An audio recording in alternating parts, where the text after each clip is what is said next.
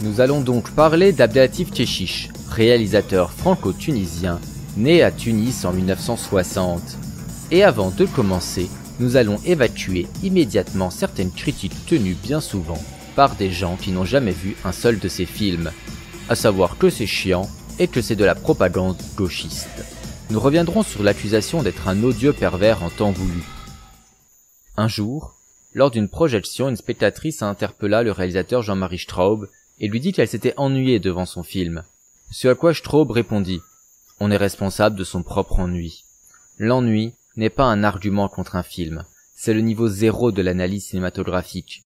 Tu me dis « je me suis ennuyé, c'est de la merde », je te réponds « moi j'étais passionné, c'est un chef-d'œuvre. Qui a tort, qui a raison, c'est la mort de toute discussion, de toute compréhension du cinéma. » Et autant, en effet, parfois je trouve le cinéma de Straub ennuyant, autant il a raison, je suis responsable de mon propre ennui. Forcément, comment pourrait-il en être autrement? Ce que tu regardes te formate.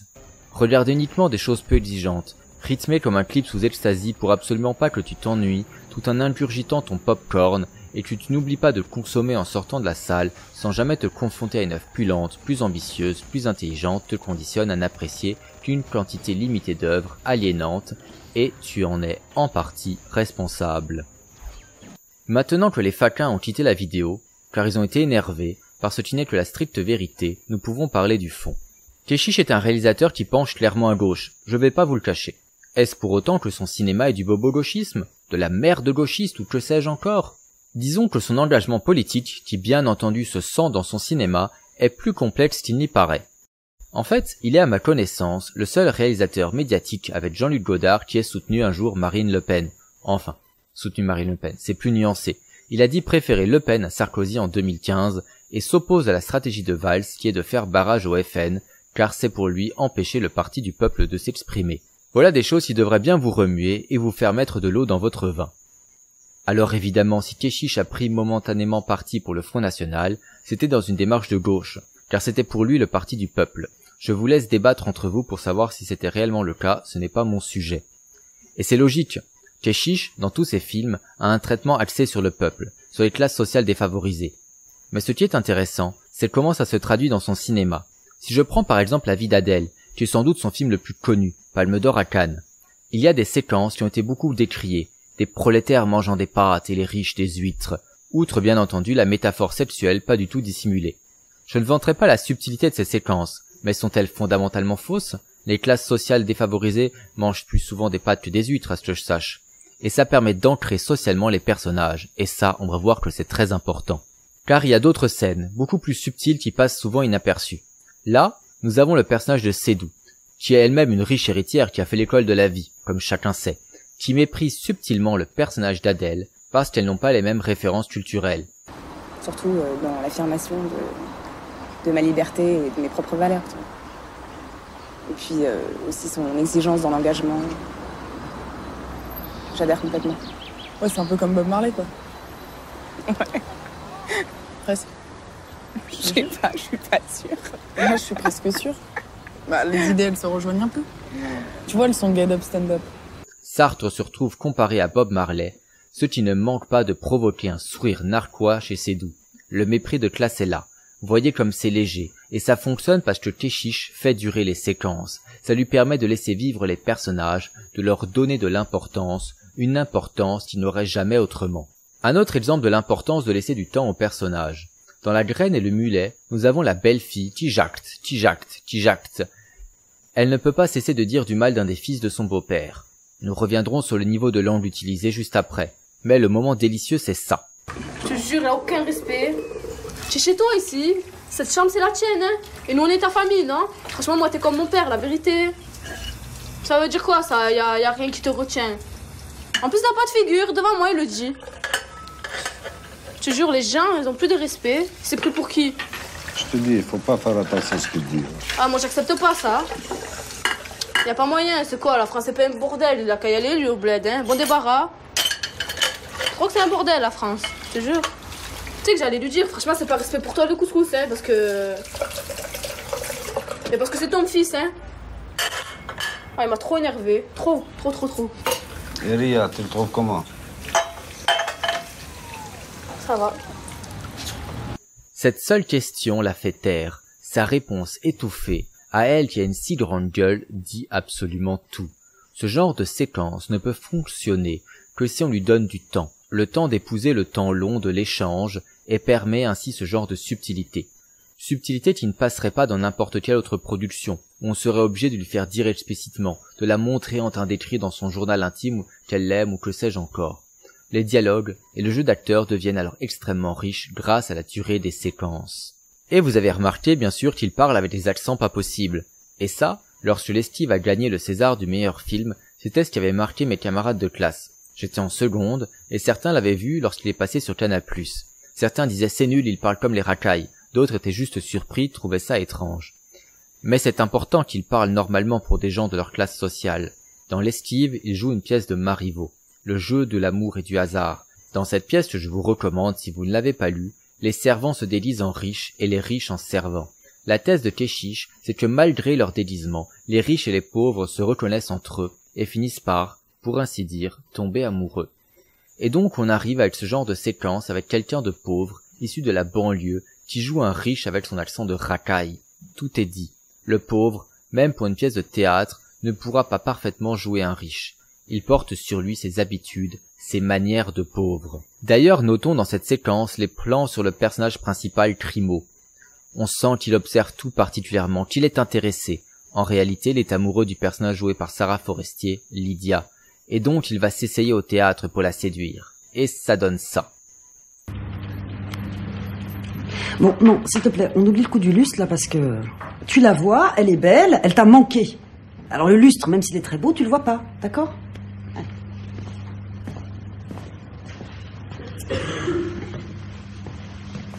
Enfin, marraine, je vous vois et je ne vous quitte plus, car j'ai trop pâti d'avoir manqué de votre présence et j'ai cru que vous Il y esquivez. a un lustre, là, aussi. Hein? Bah, je te demande s'il y a un lustre, parce que au lieu de la regarder, t'es là, tu regardes tes pieds. Alors, c'est elle que tu dois regarder. Allez, vas-y. Enfin, marraine, je vous vois et je ne vous quitte plus, car j'ai trop pâti d'avoir manqué de votre présence et j'ai cru que vous esquiviez la mienne. Il faut vous avouer, monsieur, qu'il en était quelque chose. Ah, que ces paroles me fortifient. Ah non. Comment donc, ma chère Amélixia? Ah ouais.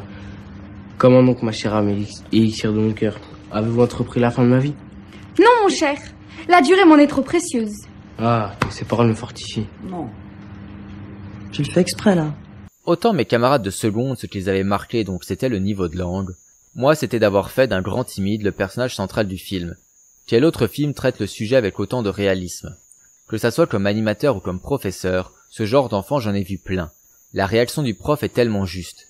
Lorsqu'elle se reprend, voyant l'étendue des dégâts, et décide d'y aller doucement, de ne pas trop le brusquer, en lui donnant une seule correction à la fois. Déjà, on voit que t'as appris ton texte, ça c'est bien, hein, d'accord? Mais ce serait bien que tu articules un peu plus, tu vois? Tu vas trop vite. Prends bien ton temps, d'accord? Bon.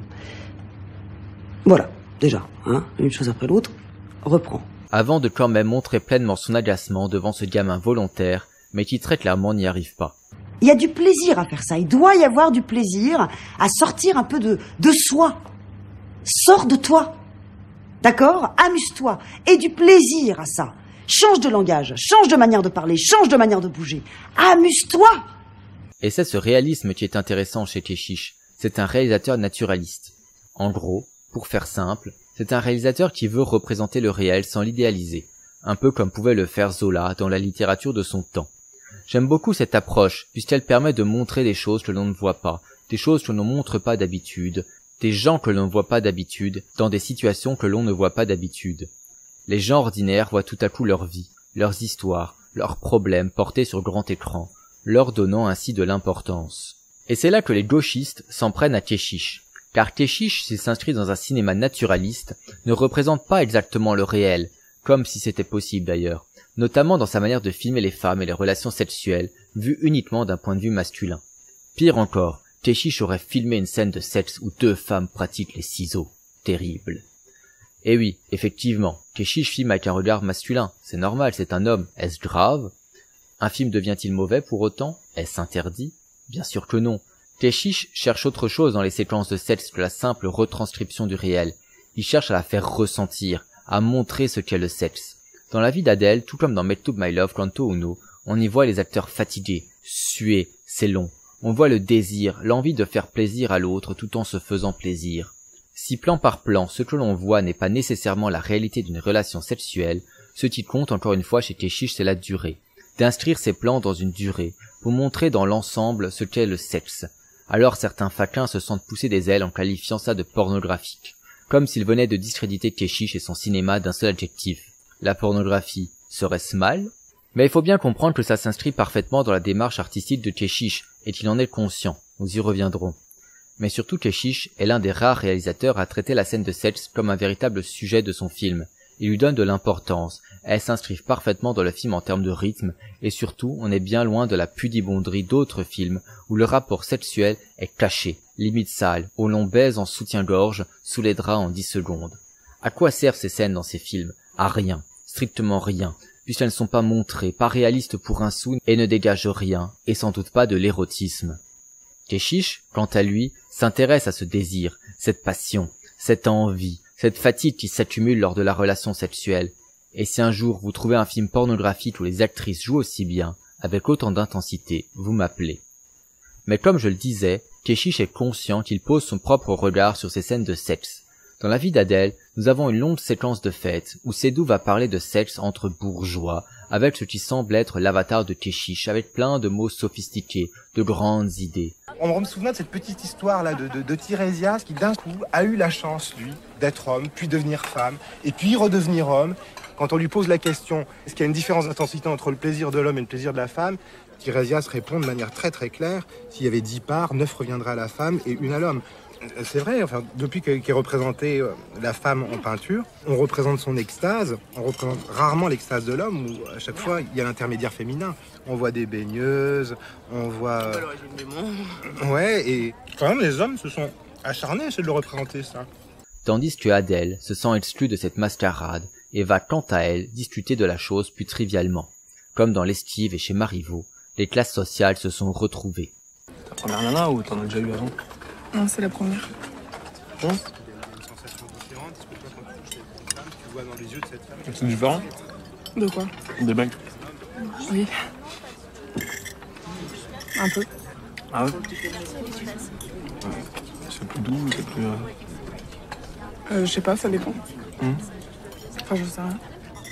Bref, vous voyez que c'est la condition sociale qui l'obsède dans ces films. Films qui sont d'ailleurs résolument républicains. Dans l'Estive, les jeunes de banlieue s'émancipent un temps de leurs conditions sociales par l'école républicaine grâce à Marivaux, qu'ils apprennent comme n'importe qui d'autre et qui parlent de leurs conditions à eux. Dans La vie d'Adèle, Adèle va se reconstruire grâce au professorat, dans la République qui lui offre une chance, et dans Mektoub, nous avons des Tunisiens qui n'arrivent plus à parler arabe, qui picolent et qui ne font aucune référence à l'islam. Ils sont totalement assimilés. Alors, comment tu dis je t'aime en arabe? Je t'aime? Oui. Je t'aime, on va compliquer un petit peu les choses. Je t'aime à en mourir. Je t'aime à en mourir. Comment tu dis ça? Non. Pourquoi non? Si, c'est ça. Non. Si, je te jure, c'est ça. Non, moi je te dis c'est... Vas-y, c'est quoi? C'est Nebrik Nitalik. Nebrik? Oui, Nebrik. Ben ça veut dire je t'aime. Non. Et lorsque les militants LGBT viennent chouiner car la BD à l'origine de La vie d'Adèle, le bleu est une couleur chaude, n'est pas totalement respectée, et tant mieux d'ailleurs parce que c'est un mélodrame poussif plein de revendications LGBT lourdingues, elles ne comprennent pas le concept d'auteur. Kechiche est un auteur, il a ses propres thématiques, qu'il colle sur tout ce qu'il touche. Et ce n'est pas Bégodeau, qui a écrit La blessure la vraie, dont est adapté Mektoub My Love, qui dira le contraire. Il faut bien comprendre qu'un auteur a ses propres thématiques, et ne va pas les bousculer pour faire plaisir à tel ou tel groupe. Et en même temps, ceux qui reprochent en montrant toute l'immense étendue de leur intelligence et de leur capacité réflexive à La vie d'Adèle d'être de la propagande LGBT oublient tout simplement le réel dans leur fantasme. Le réel, c'est que Kechiche s'intéresse à la classe sociale avant tout. C'est une histoire d'amour qui est filmée là. Adèle trompe Seydoux avec un homme. La séquence de dispute avec ses parents homophobes de la BD n'a pas été incluse dans le montage du film. Ce qui permet à Kechiche de se concentrer sur ce qui l'intéresse vraiment. C'est Adèle prolétaire, propulsée au milieu des bourgeois, puis lentement rejetée, comme si les classes sociales étaient non miscibles, comme c'était le cas dans l'Estive. Mais là, les plus perspicaces d'entre vous remarqueront que je n'ai pas abordé 2 films de Kechiche. Ces 2 films les moins connus, Vénus Noire et La faute à Voltaire. La faute à Voltaire est son premier, et on y trouve déjà toutes les thématiques dont nous avons déjà parlé. On y suit un immigré clandestin, qui malgré les difficultés finit par bien s'adapter à sa vie parisienne, qui tombe amoureux, plusieurs fois d'ailleurs, qui vend des avocats dans le métro, et qui finit par se faire arrêter à Nation.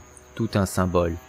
Bien sûr, il y a une revendication sociale sur l'immigration, mais tout comme dans Make to My Love ou Les Steve, on y parle surtout beaucoup d'assimilation. Mais La faute à Voltaire n'est pas son film qui m'intéresse le plus ici, et qui est le plus à charge contre l'État français. Ce film-là, c'est bel et bien Vénus Noire.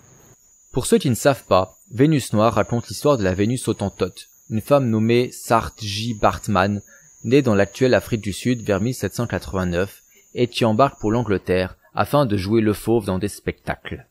Elle avait plusieurs particularités sexuelles qui la rendent extrêmement intrigante pour les hommes de son époque. Outre son postérieur très développé, elle avait également des lèvres vaginales énormes en forme de cœur. Il n'en fallait pas plus pour qu'elle devienne une bête de foire. Le film s'ouvre d'ailleurs sur des médecins qui parlent de son corps, découpé, mis dans du formol. Une femme rendue objet par les savants de son époque. Vénus Noire, c'est le film de Kechiche qui aborde frontalement la question du racisme. Et là, les détracteurs n'ayant vu aucun de ces films et qui se sont perdus sur cette vidéo sont déjà en train de sortir les fourches. Mais ce qui est fabuleux avec Kechiche, c'est qu'il utilise tout son savoir-faire, qu'il perfectionne depuis 3 films, et notamment les longues séquences dont il use dans La Graine et le Mulet pour faire un film profondément dérangeant. Il va montrer pendant 3 heures des scènes qui se répètent. On y voit la Vénus Noire totalement humiliée, traitée en animal, pour le plaisir des spectateurs, avec un Olivier gourmet, en dompteur, qui sert ici la prestation de sa vie. Et à chaque répétition, Kechiche va plus loin dans l'humiliation. Lui qui se servait de longues séquences pour nous plonger dans le quotidien de ses élèves de banlieue, de cette famille qui veut faire du couscous, s'en sert là pour nous plonger nous, spectateurs, dans l'enfer de la Vénus Hottentote. Il ne le fait pas avec des mots, il le fait avec du cinéma. Il ne dit pas quoi penser de la situation, nous vivons la situation. Et là où est le génie de Kechiche, c'est que son film n'est pas manichéen. Après 1 heure de film, la longue série d'humiliations s'interrompt, le temps d'un procès. Il s'agit de juger si la Vénus est maltraitée, pour savoir si c'est juste un spectacle, une représentation. Et là, lorsqu'elle doit témoigner de sa condition, qu'elle pourrait faire en sorte que tout cesse, elle dit qu'elle est une actrice. Elle a envie de croire qu'elle est une actrice, et tout à coup, toute la bien-pensance qui voulait la défendre se retourne contre elle.